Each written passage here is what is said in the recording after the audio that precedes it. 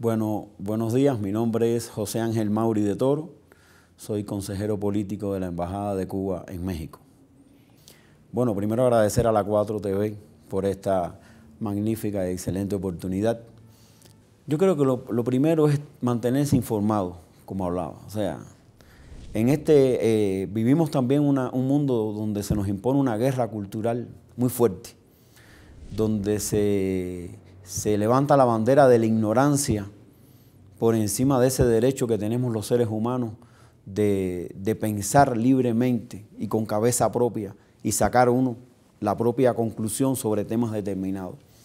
Creo que una contribución importante primero es que podamos pensar libremente respecto, en este caso que estamos hablando, ¿no?, al bloqueo y a las sanciones y a las medidas coercitivas unilaterales que impone el gobierno de los Estados Unidos contra Cuba. Hay mucha propaganda.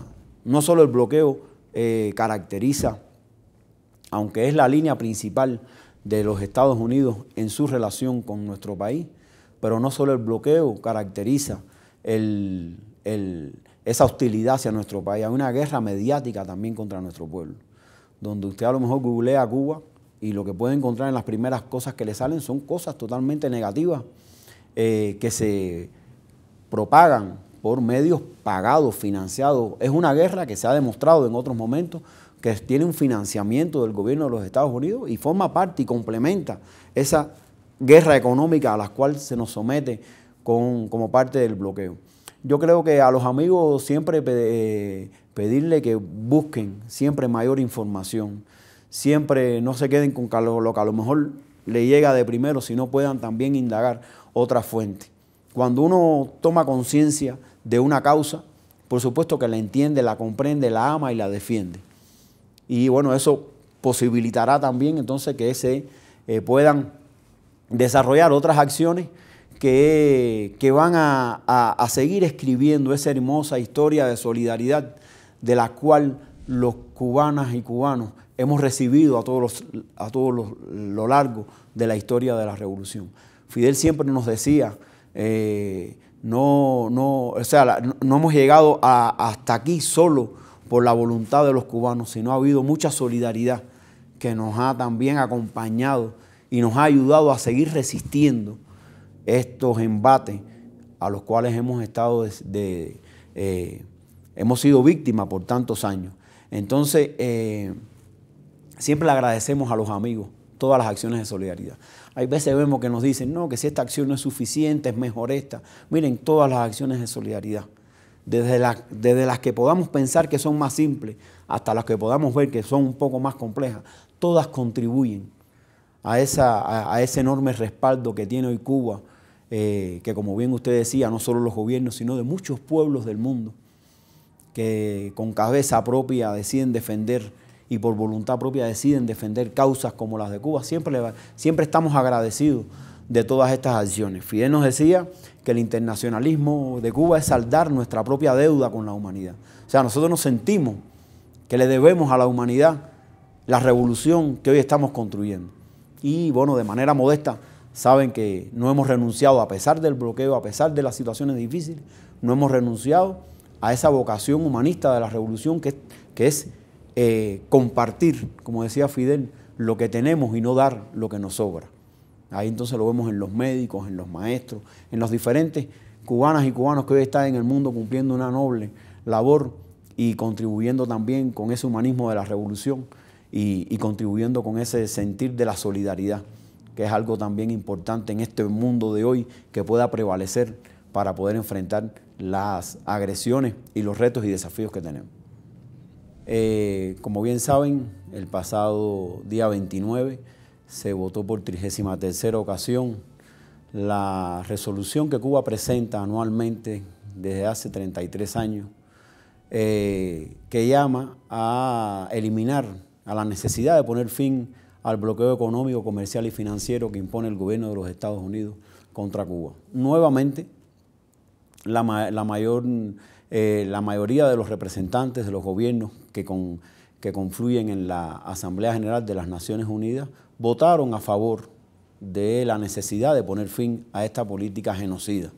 Y es una muestra, primero, de que hay una claridad a nivel internacional de los efectos de esta política, porque no solo afecta a Cuba, no es un problema solo entre Estados Unidos y Cuba, sino que tiene esta política de bloqueo un carácter extraterritorial marcado, que los gobiernos del mundo son víctimas también y conocen que entorpece también una relación normal que pudiera tener con nuestro país. Una vez más, el gobierno de los Estados Unidos queda aislado internacionalmente. Esta política de bloqueo sabemos que es impuesta a Cuba y no tiene y no sigue no solo la voluntad de la mayoría de los gobiernos del mundo, sino también va en contra de la mayoría de la opinión pública del pueblo de los Estados Unidos, que se opone a esta hostilidad en las relaciones, y también va en contra de la voluntad de la mayoría de los cubanos, incluso que residen en los Estados Unidos, que la mayoría defienden una normal relación con su país de origen y que esta política de bloqueo y la hostilidad del gobierno de los Estados Unidos hacia Cuba impone y por supuesto obstaculiza esta relación. No queda duda de que esta política agresiva hacia Cuba tiene un solo motivo: la decisión que hace más de 60 años el pueblo cubano adoptó libre y soberanamente de seguir su propio camino y no seguir recetas de nadie. Eso, por supuesto, una pequeña isla frente a la gran potencia mundial, a solo 90 millas frente a ella, eso es algo que no se puede permitir el gobierno de los Estados Unidos. Decía Fidel a inicio de los 60, cuando se proclamaba el carácter socialista de la revolución: lo que no pueden perdonarnos los imperialistas es que le hayamos hecho una revolución socialista delante de sus narices. O sea, y hoy, 60 años después, seguimos enfrentando esta política que sabemos que tiene ese marcado objetivo de transformar lo que libre y soberanamente el pueblo cubano se ha arrojado como derecho de decidir de sus propias decisiones. Es una realidad que el efecto que tiene el bloqueo sobre Cuba irradia hacia todos los sectores de la sociedad. O sea, no hay sector en la sociedad cubana que escape de los efectos del bloqueo. Todas las cosas que se va a hacer en Cuba, en las diferentes áreas del desarrollo económico, cultural, social, en la vida cotidiana de los cubanos, incide la política de bloqueo. Hemos tratado de buscar, o sea, Cuba ha manifestado en reiteradas ocasiones la posibilidad de poder establecer relaciones con los Estados Unidos.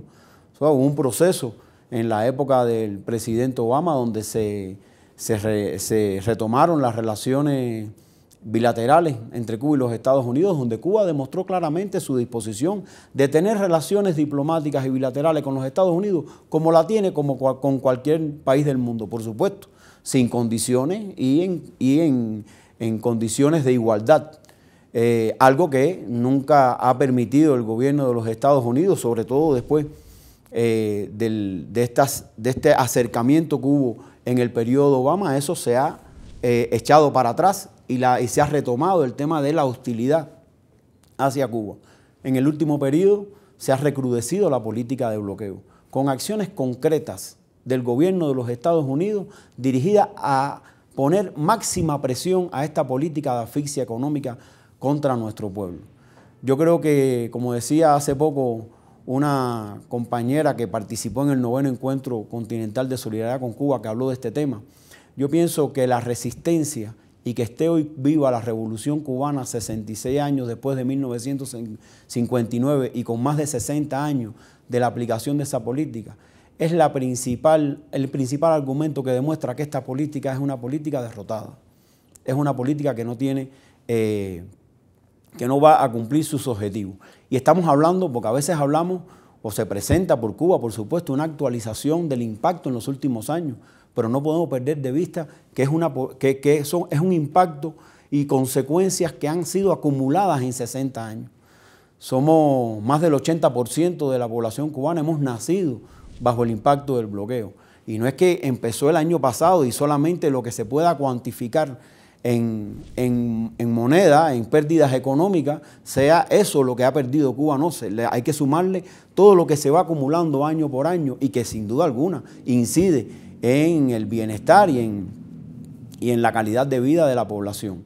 Y otra cosa importante que consideramos trasladar acá es que es imposible que se puedan cuantificar los daños para los seres humanos de las escaseces, las limitaciones que tiene. O sea, no es posible calcular en la vida cotidiana de los cubanas y los cubanos el impacto que tiene el bloqueo. Y es algo que, por supuesto, va acumulándose y se va sintiendo, sin duda alguna, en el desarrollo que tenemos nosotros como cubanos. Y lo otro es que la principal violación de los derechos humanos que tiene hoy el pueblo cubano es el bloqueo económico, que limita nuestro derecho a de manera libre y soberana poder desarrollarnos de la manera que el pueblo cubano ha decidido. Eso, Estados Unidos se propaga como el paladín de los derechos, defensor de los derechos humanos, y la política de bloqueo es la principal violación flagrante de los derechos humanos de los cubanos y los cubanas para su libre desarrollo. Bueno, primero, el bloqueo existe casi desde el mismo inicio de la revolución.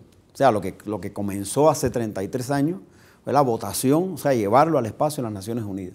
Y por supuesto, no es secreto para nadie que la existencia del campo socialista y la Unión Soviética era una manera de burlar el bloqueo, porque es verdad que teníamos otras posibilidades de poder desarrollarnos. El bloqueo es el principal argumento que confirma que en Cuba hoy se construye un modelo de sociedad alternativo al capitalismo. O sea, si fuéramos un modelo tan negativo y que no tuviera posibilidades de desarrollarse, bueno, ¿para qué hace falta el bloqueo? Quítenos el bloqueo, porque hay que poner un obstáculo para el desarrollo. Ellos saben que lo que se construye en Cuba es una alternativa real, palpable, al modelo social que ellos intentan imponernos como el paradigma para las sociedades del mundo. Son incuestionables los avances que Cuba ha tenido, siendo un país tan pequeño, en importantes áreas como la educación, la salud, el derecho al trabajo, la seguridad social, la cultura, el deporte. Hablamos que tenemos el único pentacampeón mundial que existe en el mundo, pentacampeón olímpico que existe en el mundo. O sea, no ha habido persona en el mundo que haya logrado obtener 5 títulos mundiales olímpicos en una disciplina deportiva. Y ese es un cubano nacido del pueblo, que es la política también que desarrollamos nosotros. El ballet cubano es uno de las mejores escuelas de ballet del mundo, y que se nutre no de una élite, se nutre del pueblo, que la revolución le ha dado el acceso necesario para que todo el que quiera pueda también dedicarse y desarrollarse profesionalmente en el ámbito de la cultura. Y así pudiéramos demostrar, indicadores de salud que hoy son utopías para muchos países del tercer mundo, en temas de la mortalidad infantil, que aunque se reconoce que este indicador se ha deteriorado en los últimos años con el tema del bloqueo, estamos todavía por debajo de 9 fallecidos por cada 1000 nacidos vivos. La cantidad de médicos per cápita, la ayuda internacionalista que Cuba le ha dado a muchos países del mundo en materia de salud, en materia de educación. Millones de personas se han alfabetizado, saben hoy leer y escribir, principalmente en nuestra región, gracias a programas que se han elaborado por profesionales cubanos de la educación. Y eso son...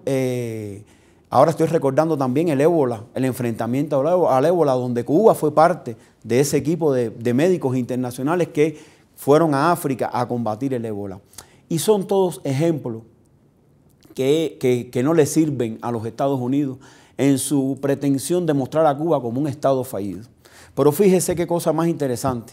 Hablan ellos de Estado fallido y podemos ver ahora, lamentablemente, el impacto extraordinario que tuvo el huracán Melissa, que en días pasados, hace par de días, solamente acabó de impactar el oriente de nuestro país.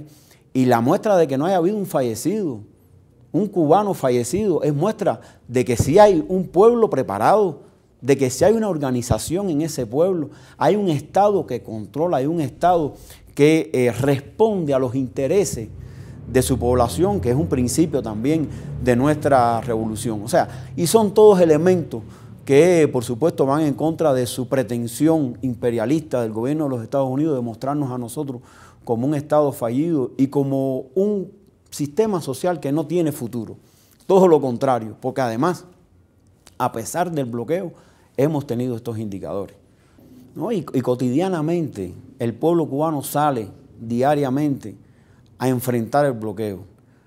Nuestro país no está sentado esperando a que se levante el bloqueo para poder salir adelante económicamente, sino nos hemos propuesto continuar denunciando el bloqueo, porque consideramos que es una política genocida, unilateral, violatoria, como hablamos, de todos los derechos humanos, del derecho internacional, pero no quedarnos sentados a esperar a que se levante, sino que estamos también innovando, creando, buscando nuevas alternativas de cómo, a pesar del bloqueo, nosotros podemos salir adelante.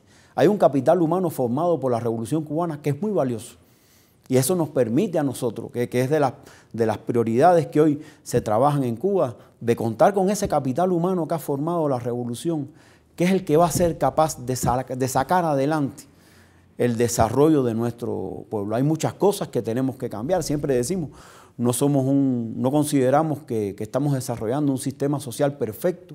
Es muy perfectible. Nosotros siempre decimos que los cubanos somos los principales críticos de las cosas que hacemos, que es legado de Fidel además, y es lo que nos ha permitido resistir en tanto tiempo. Somos constantemente inconformes con lo que hacemos y estamos en este momento buscando nuevas alternativas de cómo salir adelante, por nuestros propios esfuerzos y con nuestros propios recursos. Como decía Fidel en el concepto de revolución, decía emanciparnos por nosotros mismos y con nuestros propios esfuerzos. O sea, son principios que hoy se llevan adelante en nuestro país.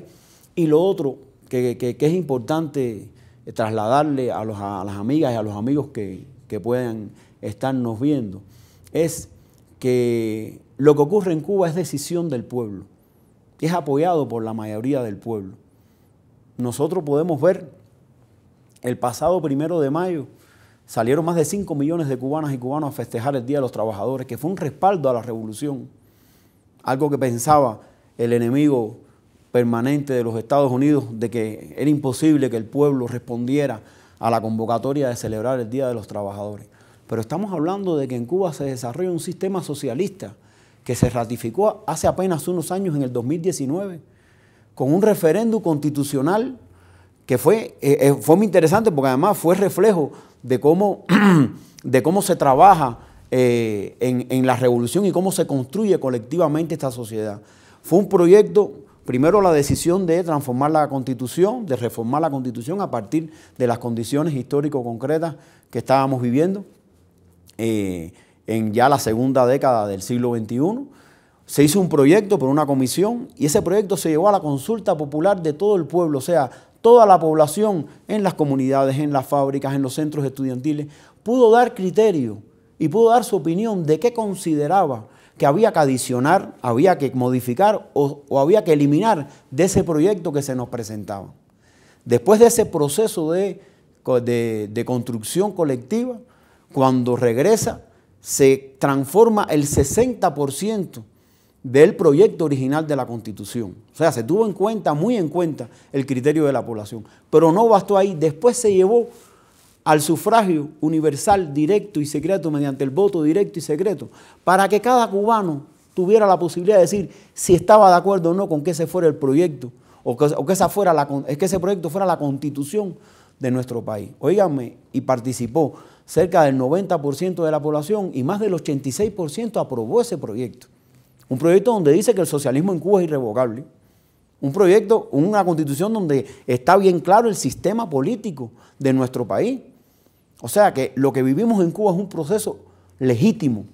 Y no nos quedamos ahí. Hay otros proyectos de ley que se han elaborado donde se han implicado a los diferentes sectores que tienen que ver con esto. Estamos hablando, por ejemplo, se aprobó hace poco el Código de la Niñez, la Adolescencia y la Juventud, donde este sector, principalmente los jóvenes, tuvieron implicación en esta nueva ley que se aprobó. Ahora mismo estamos discutiendo un nuevo proyecto de Código de Trabajo, donde todos los trabajadores cubanos tenemos la posibilidad de discutir, de aportar, y que, bueno, posteriormente será aprobado también en nuestros parlamentos, en las estructuras que se designan para eso. En 2021 se aprobó un programa de adelanto para la mujer que va también dirigido a mayores derechos para la mujer, mayores derechos mayores derechos a su emancipación y a la participación en la revolución. El Código de las Familias, que fue también otro documento que se conoció mucho, donde se le da más derecho. Primero se reconocen los diferentes tipos de familias que caracterizan hoy la sociedad cubana. Se le da más derecho a los jóvenes, a los ancianos, a los adultos de la tercera edad. O sea, lo que les trato de trasladar es que no estamos parados, Cuba no está parada esperando y todo depende del bloqueo. Hay muchas cosas en las que se avanzan, en las que dependen de nosotros, se logran avanzar y se logra hacer una sociedad más justa. Y no renunciamos al socialismo próspero y sostenible que aprobamos desde el Congreso del Partido del año 2011, donde se aprobó el proyecto de un socialismo próspero y sostenible, y en esa línea estamos.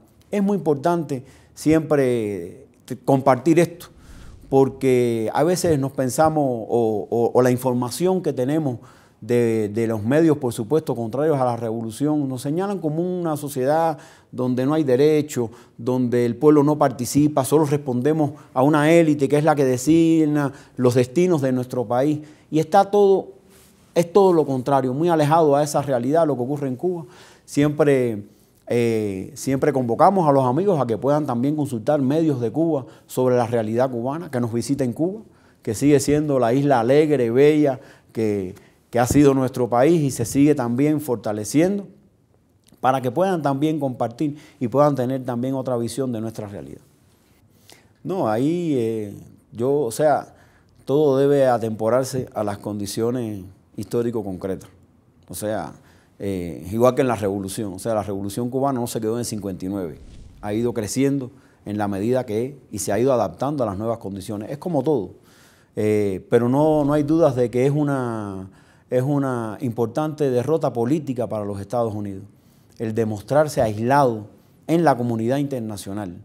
Es una muestra también, ellos dicen, no hay tal bloqueo. Y uno puede decir, bueno, entonces, ¿qué es lo que vota el resto de los países? O sea, que sirve de argumento, con mucho peso de argumento, porque estamos hablando, fíjese, en esta ocasión hubo maniobras que fueron denunciadas por nuestro canciller días previos a las votaciones, maniobras del gobierno de los Estados Unidos que se hicieron a gobiernos soberanos del mundo para pedirles que cambiaran y modificaran las votaciones en la ONU. O sea, primero ellos reconocen de que tienen un aislamiento internacional con esto y les preocupa, porque si no les preocupara no hubieran hecho las acciones.